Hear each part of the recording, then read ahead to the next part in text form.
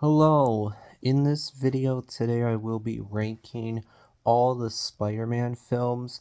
Now to be clear, I'm including both the MCU Spider-Man films, Spider-Man Homecoming, Far From Home, and No Way Home, as well as all the non-MCU Spider-Man films, or to put another way, the Spider-Man films made by Sony.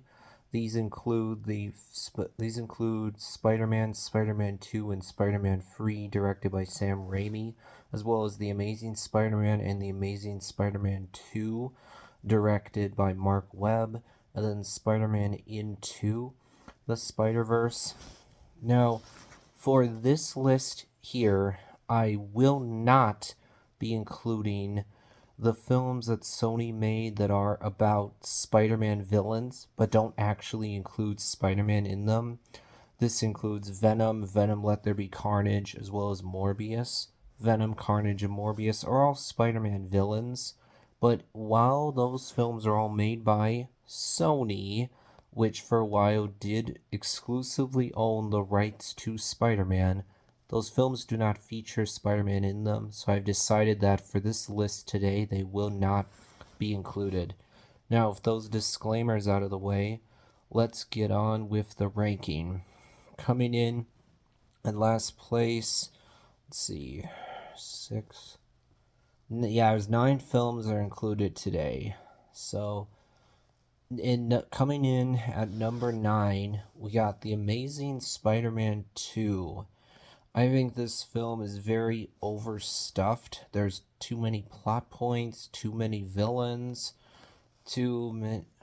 Yeah, it's just too much of everything.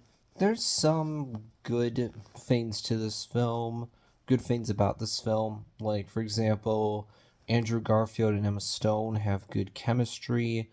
Emma Stone gives a great performance as Gwen Stacy. I would say that while there are definitely problems with Peter's character in this film, I feel like that has more to do with the way the Peter is written in this film, not Andrew Garfield's performance. I think Andrew Garfield gives a good performance. It's just a writing and directing problem. Also, I think that this film comes off really. It's totally different when you're watching this film now, knowing that all this setup for a shared universe ends up leading to nowhere. It's very clear, in fact, when this film came out, it was also very clear that Sony was using this film as a launch pad for their planned cinematic universe. They wanted to copy the MCU, as everyone did because the MCU was so successful. So Sony very quickly created plans to have their own shared universe, their own cinematic universe, but all those plans ended up crumbling like a house of cards. So when you go back and watch The Amazing Spider-Man 2 now, and you get to all these scenes that are very obviously included to set up a shared universe, you're just like, none of this matters because none of it ends up going anywhere at all. Also, I think it was a big mistake right off the bat to explore Peter's parents. It's something that, for this character, for Peter Parker, aka Spider Man, just doesn't matter. People don't care about Peter's parents because it's just not important for Peter's character or the story. And so the fact that this film in particular really goes deep into Peter's parents and the mystery there, I mean, I guess I'll give them points for trying something different, but it's not good because there's no need to delve deeply into Peter's parents. I also really don't like how this film basically says that Peter is special, that only he could have become Spider Man. That goes against the whole reason why the character has been so relatable to people throughout all the time that Spider Man has existed. That reason is that Peter is a nobody, which demonstrates how this kind of thing could have happened to anyone. So I do not like that this film instead implies that Peter is special, that he was the chosen one, you could say. Now, moving down to number 8, we have Spider-Man 3. There are many problems I have with this film, but I placed it a spot higher than The Amazing Spider-Man 2 because while this film also is definitely overstuffed, there's too many villains in it, at least Spider-Man 3 is not trying to set up a shared universe that never ended up happening.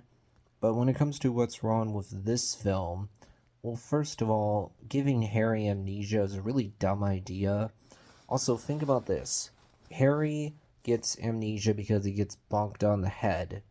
Peter knows about what happened to Norman, Harry's father. He knows that Harry did go down a dark path before he got amnesia. Therefore, you'd think that Peter would realize that he has a golden opportunity to actually properly tell Harry the truth, thus ensuring that Harry will not become a villain again. Peter has a golden opportunity to sit Harry down and properly explain to him what happened to Norman, everything that went down there.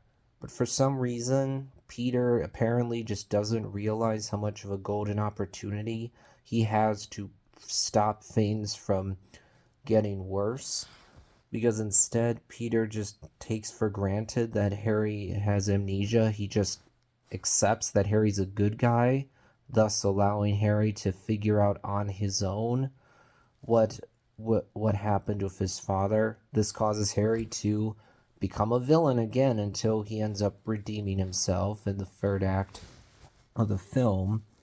Also, consider this. MJ ends up going to Harry because she's lonely. That's due to the fact that Peter and MJ's relationship is pretty rocky in this film. So she goes to visit Harry. They have a good time together. They actually kiss, but then MJ leaves. And then the next time MJ sees Harry, he's in the goblin costume again. He slams her against the wall and says, "If you want Peter to live, you gotta do a favor for me." Now, you'd think that MJ would think that Harry has suffered brain damage because he was all nice and friendly the last time I saw him, and now he's slamming me against the wall, choking me, and threatening Peter. He must have suffered some kind of brain damage as a result of his accident. You'd think that MJ would be concerned and therefore would say to Peter, "Harry's acting really strange. I think something is seriously wrong with him. I think he needs to go back to the hospital." And then what's also stupid here is that MJ actually does what Harry asks her to do. She breaks up with Peter for his own safety. Here's the problem with that.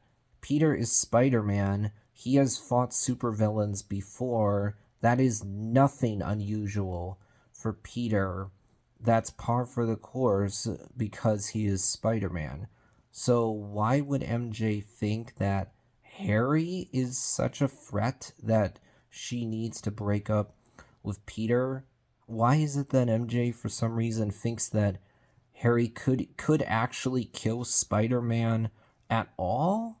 Given that Spider-Man has superpowers and has faced off against supervillains before, why would MJ actually think that Harry represents any kind of threat to Peter's life whatsoever?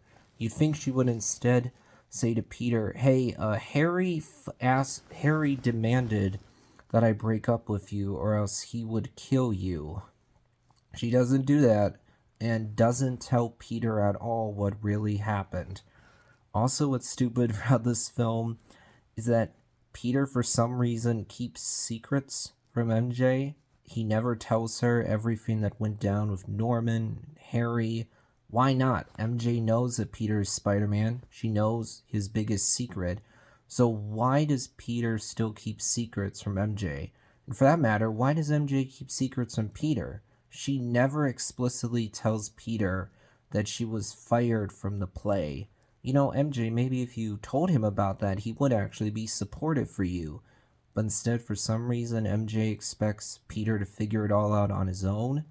Considering that at the end of Spider Man 2, MJ learned about Peter's biggest secret, you'd think that there would be absolutely zero communication issues between Peter and MJ. At this point, there should be no communication issues between them at all.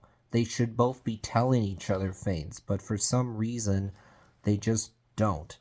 Also, Peter does something that's really, really mean, and I think this is just too far for his character. So you have this scene where Peter is going to swoop in as Spider-Man because there's this parade in his honor. Admittedly, at this point in the film, Peter is acting pretty narcissistic because everyone's praising him. The ego is the fame is getting to his head. He definitely has an ego at this point. But here's the important thing. He tells MJ, I'm going to swoop in as Spider-Man, do some tricks to impress the audience. He does that, and then the crowd eggs him on to kiss the girl on stage, which would be Gwen Stacy. Peter actually does this right in front of his girlfriend, MJ. That is a huge leap. Also, keep in mind, the symbiote has not made any contact with Peter yet. The symbiote is not in the picture yet at all. Peter's not Black Suit Spider-Man yet. But he still actually kisses another girl right in front of his girlfriend. And then when MJ is rightfully angry at Peter about this, Peter is for some reason so incredibly stupid and oblivious that he is legitimately confused as to why MJ's upset with him. What? And then later on, after Peter becomes Black Suit Spider-Man, this photographer for the Daily Bugle, Eddie Brock, posts a rather unflattering picture of Spider-Man. Peter confronts Eddie about this. There's this part of the exchange where Eddie says, Peter, I beg you not to do this. If you do, there isn't a paper in town that will hire me. Well, I guess you should have thought of that first. You're such a Boy Scout, Peter. When are you ever going to give a guy a break? And Peter responds, if you want forgiveness, get religion. Thanks, Peter. Eddie was not actually asking for forgiveness. He was asking for a break. Then after that, Eddie, for some reason, wants Peter dead just because Peter lost him his job. What? That's such an extreme overreaction that it's ridiculous. What would make sense is for Eddie to wish that Peter lose his job. And then when it comes to Sandman, the film tries to make him a sympathetic villain. But here's the problem with that. While the film does establish that he has a daughter who's sick, and therefore Flint Marko wants to get money for her, he is a criminal and is on the run from the law. But the movie never in any way, shape, or form explains why it is that Flint can't apply for a job or apply for some kind of program that would help out his daughter. You could create your own reason, sure, but the movie never addresses this in any way. And then after Peter thinks that he killed Flint, who's still alive, for some reason doesn't see that he has a golden opportunity to help out his daughter. At this point, Peter thinks he's dead.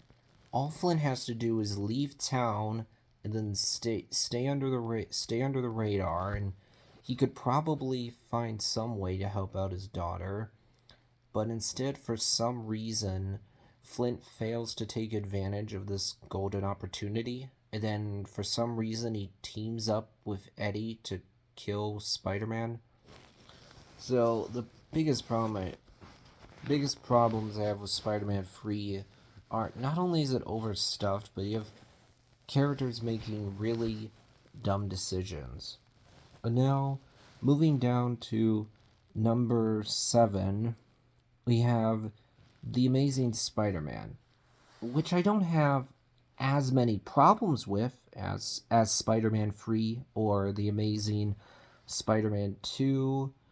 I don't think this film does as much wrong as those two. That's why Amazing Spider-Man is at 7th place, not lower.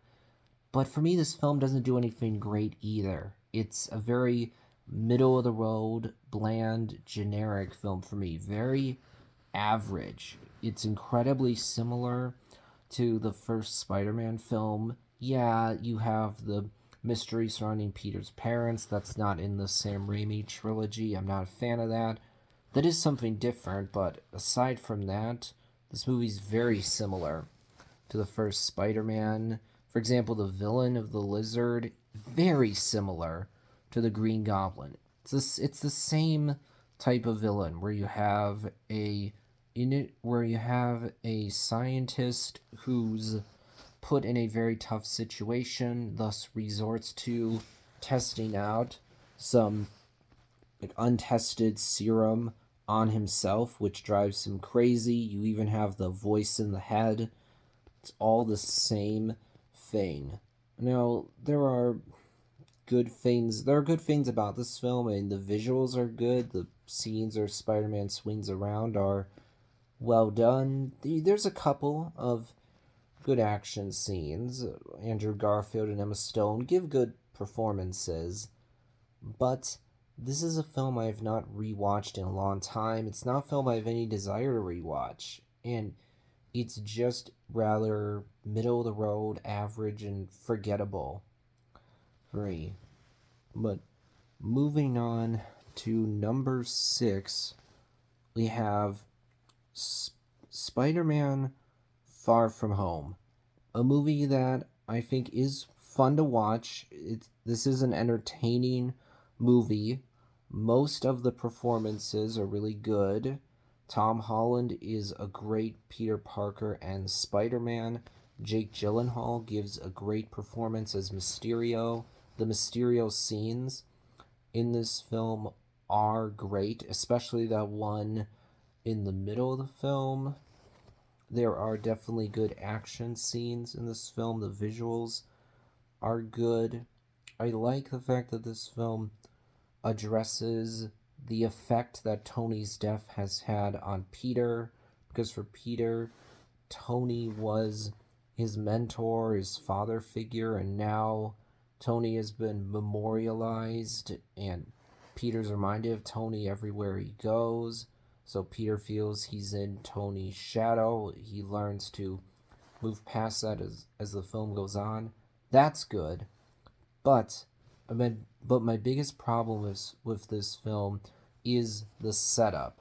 What I'm referring to here is the idea that Tony Stark, for some reason, thought it was at all a good idea to leave these very powerful and very dangerous military-grade glasses.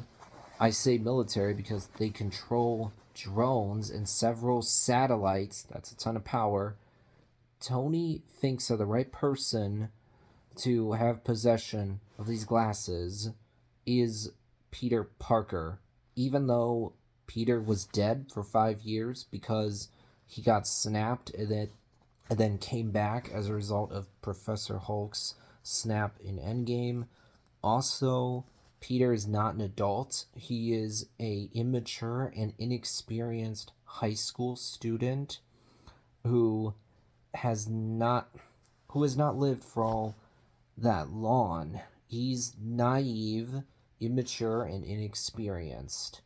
So Tony, for some reason, thinks Peter is the one who should get these very powerful and dangerous glasses, not someone like, oh, I don't know, a Pepper Potts, who was Tony's partner, is the head of Stark Industries and is very smart and is an adult to boot. Also, Tony could have given the glasses to his best friend Rhodey or Happy Hogan or even like any of the other Avengers for that matter. But in particular, Tony could have handed the glasses to a trusted adult that he knew well, like Rhodey or Pepper or Happy. But no, he leaves these glasses to an immature and inexperienced high school student who had been dead for 5 years with zero instructions at all. That's so stupid. And in fact, as the MCU Spider-Man films go on, the domino effect of this bafflingly idiotic decision by Tony just gets worse and worse. What I mean by that is, at the end of Spider-Man Far From Home, Peter ends up being ratted out as Spider-Man in front of the whole world. That happened because Peter entrusted the glasses to Quentin Beck. That happened because Peter was given the glasses by Tony. And then in Spider-Man No Way Home, because Peter is ratted out as Spider-Man, he goes to Doctor Strange for help. That goes terribly wrong. This leads to Peter not being remembered by anyone. This whole row of dominoes all goes back to Tony for some reason thinking that Peter was the right one to have these very powerful and dangerous glasses. Also, man, was it ever stupid on Peter's part to give Quentin the glasses? He knew Quentin Beck for literally a couple of days. On top of that, as the how it should have ended video points out, you'd think that the Eat of Glasses would warn Peter about who Quentin was before Peter actually gave the glasses to Quentin Beck. If the Eat of Glasses had said Quentin Beck, former Stark employee, fired for being mentally unstable, hologram projections detected all around, that could have stopped Peter from making the decision to give the glasses to Quentin, which has terrible consequences. So, Spider-Man Far From Home is a fun and entertaining film to be sure, but it's based on a really, really flimsy setup. Moving on now to number 6, right? Spider-Man. Yeah, it's number 6. So, moving on now to number 6, we have the original Spider-Man. Now, this might be controversial, so let me explain. This film is definitely important to the comic book movie genre because back when this film actually came out, there were not a ton of comic book films out there. The genre was definitely not in the same place as it is now. This was really the first mega comic book blockbuster of the 2000s, of the new millennium.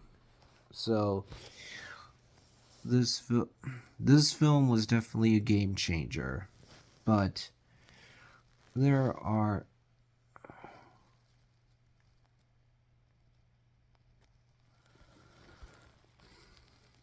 all right. My battery's low, so I'm going to quit for now.